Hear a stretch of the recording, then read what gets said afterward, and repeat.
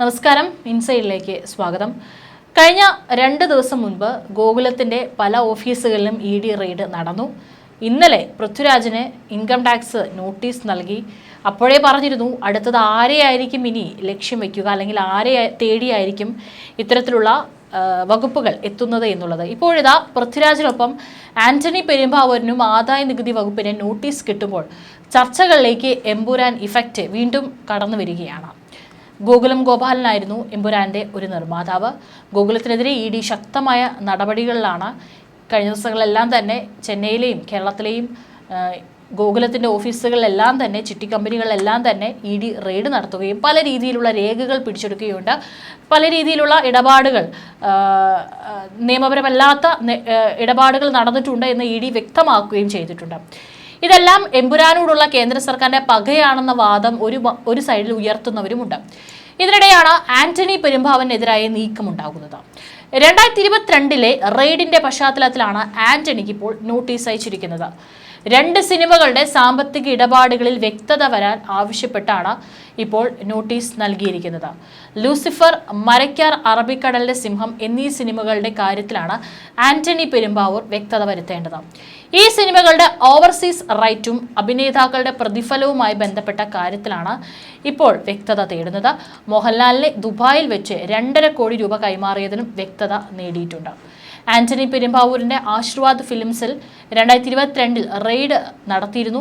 കഴിഞ്ഞ മാസം അവസാനത്തോടെയാണ് ആദായ നികുതി വകുപ്പ് ആന്റണിക്ക് നോട്ടീസ് അയച്ചത്. ഈ മാസം അവസാനത്തിനുള്ളിൽ കൃത്യമായ വിശദീകരണം നൽകണമെന്നാണ് നിർദ്ദേശം. 2022 കേരളത്തിലെ സിനിമാ നിർമ്മാതാക്കളുടെ വീടുകളിലും ഓഫീസുകളിലും ആദായ നികുതി വകുപ്പ് പരിശോധനകൾ നടത്തിയിരുന്നു. ഇതിന്റെ തുടർച്ചയായുള്ള നടപടികളാണ് ഇപ്പോൾ നടത്തുന്നതെന്നാണ് ആദായ നികുതി വകുപ്പ് വ്യക്തമാക്കിയിരിക്കുന്നത്. അന്ന് ആന്റണി പെരുമ്പാവൂരിന്റെ ഉടമസ്ഥതയിലുള്ള ആശീർവാദ് ഫിലിംസ്, ആൻഡോ ജോസഫിന്റെ ഉടമസ്ഥതയിലുള്ള ആൻഡോ ജോസഫ് ഫിലിം കമ്പനി, പൃഥ്വിരാജിന്റെ പൃഥ്വിരാജ് പ്രൊഡക്ഷൻസ്, ദുൽഖർ സൽമാന്റെ വേഫെറർ ഫിലിംസ് എന്നിവിടങ്ങളിലായാണ് പ്രധാനമായും പരിശോധനകൾ നടന്നിരുന്നത്. ഇതിന്റെ തുടർച്ചയായാണ് ഇപ്പോൾ നോട്ടീസ് അയച്ചതെന്നും എമ്പുരാൻ സിനിമാ വിവാദവുമായി ബന്ധമില്ലെന്നാണ് ആദായ നികുതി അധികൃതർ അറിയിക്കുന്നത്.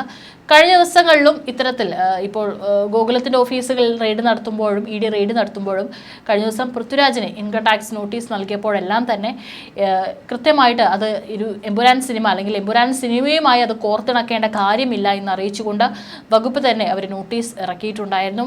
ഇപ്പോഴും അത് തന്നെയാണ് പറയുന്നത്. മുൻപ് ഉയർന്നു വന്നിട്ടുള്ള പല കാര്യങ്ങളിലും സംശയങ്ങളുമാണ് ഇപ്പോൾ നോട്ടീസ് നൽകിയിരിക്കുന്നത്. അതിൽ വ്യക്തത വരാൻ വേണ്ടിയാണ് നോട്ടീസ് നൽകിയിരിക്കുന്നത്. അതിപ്പോൾ ഒരു സിനിമ ഇറങ്ങിയത് വിവാദമായതിന്റെ പശ്ചാത്തലത്തിൽ അതുമായി കോർത്തിണക്കേണ്ട കാര്യമില്ല എന്നാണ് അധികൃതർ അറിയിച്ചിരിക്കുന്നത്. മലയാള സിനിമയുടെ ഓവർസീസ് റൈറ്റുകൾ നേടുന്നത് ഇറാൻ സ്വദേശിയായ ഗുൽഷനാണ്. വലിയ തോതിൽ കള്ളപ്പണം വെളുപ്പിക്കൽ ഇവിടെ നടക്കുന്നുവെന്ന സംശയം ആദായ നികുതി വകുപ്പിനുണ്ട്. തങ്ങൾക്ക് കിട്ടിയ കണക്കുകളും റിപ്പോർട്ടുകളും ആദായ നികുതി അന്വേഷണ വിഭാഗം ആദായ നികുതി അസസ്മെന്റ് വിഭാഗത്തിന് കൈമാറിയിരുന്നു. ആദായ നികുതി അസസ്മെന്റ് വിഭാഗമാണ് മാർച്ച് അവസാന ആഴ്ച ആന്റണി പെരുമ്പാവൂരിന് നോട്ടീസ് നൽകിയത്. എമ്പുരാൻ സിനിമയുടെ സംവിധായകനും നടനുമായ പൃഥ്വിരാജിനെ നോട്ടീസ് നൽകിയ അതേ സമയത്ത് തന്നെയാണ് ആന്റണി പെരുമ്പാവൂരിന് നോട്ടീസ് നൽകിയിരിക്കുന്നത്. ഈ മാസം അവസാനത്തോടെ ആന്റണി പെരുമ്പാവൂർ ആരോപണങ്ങളിൽ വ്യക്തത വരുത്തണമെന്നാണ് നോട്ടീസിൽ പറയുന്നത്. ഓവർസീസ് റൈറ്റിന്റെ പേരിൽ വലിയ തോതിൽ നികുതി വെട്ടിപ്പ് നടക്കുന്നുണ്ടെന്നാണ് ആദായ നികുതി വൃത്തങ്ങൾ ആരോപിക്കുന്നത്. പൃഥ്വിരാജിന്റെ 3 സിനിമകളുടെ പ്രതിഫലവുമായി ബന്ധപ്പെട്ട് വിശദീകരണം നൽകാനും ആദായ നികുതി വകുപ്പ് നോട്ടീസ് അയച്ച വിവരം കഴിഞ്ഞ ദിവസം പുറത്തു വന്നിരുന്നു. കടുവ, ജനഗണമന, ഗോൾഡ് എന്നീ സിനിമകളുടെ പ്രതിഫലം സംബന്ധിച്ച വിവരങ്ങൾ നൽകണമെന്നാണ് വകുപ്പ് ആവശ്യപ്പെട്ടിരിക്കുന്നത്. ഈ ചിത്രങ്ങളിൽ അഭിനേതാവ് എന്ന നിലയിൽ പൃഥ്വിരാജ് പ്രതിഫലം വാങ്ങിയിരുന്നില്ല. എന്നാൽ സഹനിർമ്മാതാവ് എന്ന നിലയിൽ 40 കോടിയോളം രൂപ പൃഥ്വിരാജ് വാങ്ങിയെന്നാണ് കണ്ടെത്തൽ. ഈ ചിത്രങ്ങൾക്ക് നിർമ്മാണ കമ്പനിയുടെ പേരിൽ പണം വാങ്ങിയതിൽ വ്യക്തത വരുത്തണമെന്നും ആദായ നികുതി വകുപ്പ് ആവശ്യപ്പെട്ടു. ഇത് സ്വാഭാവിക നടപടിയാണെന്നാണ് ആദായ നികുതി വകുപ്പിന്റെ വിശദീകരണം. മാത്രമല്ല, സാമ്പത്തിക വർഷം അവസാനിക്കുകയാണ്. ആശീർവാദ് സിനിമാസൊക്കെ തന്നെ ഒരുപാട് മികച്ച ചിത്രങ്ങൾ സമ്മാനിച്ചൊരു പ്രൊഡക്ഷൻ ഹൗസാണ്. നരസിംഹം എന്ന സൂപ്പർ ഹിറ്റ് ചിത്രത്തിലൂടെയാണ് സിനിമാ നിർമ്മാണം തുടങ്ങിയ ആശീർവാദ്, സ്പിരിറ്റ്, രസതന്ത്രം തുടങ്ങിയ മികച്ച സിനിമകളും മലയാളത്തിന് നൽകിയിട്ടുണ്ട്. എന്നാൽ ഇപ്പോൾ ഏറ്റവും ഒടുവിൽ എമ്പുരാനിലാണ് എത്തി നിൽക്കുന്നത്. ഈ എമ്പുരാൻ സിനിമാ വിവാദങ്ങൾക്ക് പിന്നാലെയാണ് ഇത്തരത്തിൽ സിനിമയുമായി ബന്ധപ്പെട്ട് കിടക്കുന്ന പല ആളുകൾക്കും, നിർമ്മാതാവിനും അതുപോലെ തന്നെ സംവിധായകനൊക്കെ തന്നെ ഇത്തരത്തിലൊരു നീക്കം ഉണ്ടാകുന്നത് എന്നുള്ളതാണ് ചില ആളുകൾ ഇതുമായി കൂട്ടി വായിക്കുന്നത് എന്ന് കൃത്യമായിട്ട് തന്നെ നമുക്ക് ഇപ്പോൾ ഉയർന്നു വന്നിട്ടുള്ള ആരോപണങ്ങളിൽ നിന്ന് നമുക്ക് വായിച്ചെടുക്കാനായിട്ട് സാധിക്കും. എമ്പുരാൻ വിവാദത്തിന് ശേഷമുള്ള നടപടി ആയതിനാൽ തന്നെ ഇത് വലിയ വാർത്തയായി കഴിഞ്ഞു. എമ്പുരാൻ ഇഫക്റ്റ് ആണോ ഈ നടപടികൾക്ക് പിന്നിലെന്ന് ഉയരുന്ന ചോദ്യമുണ്ട്.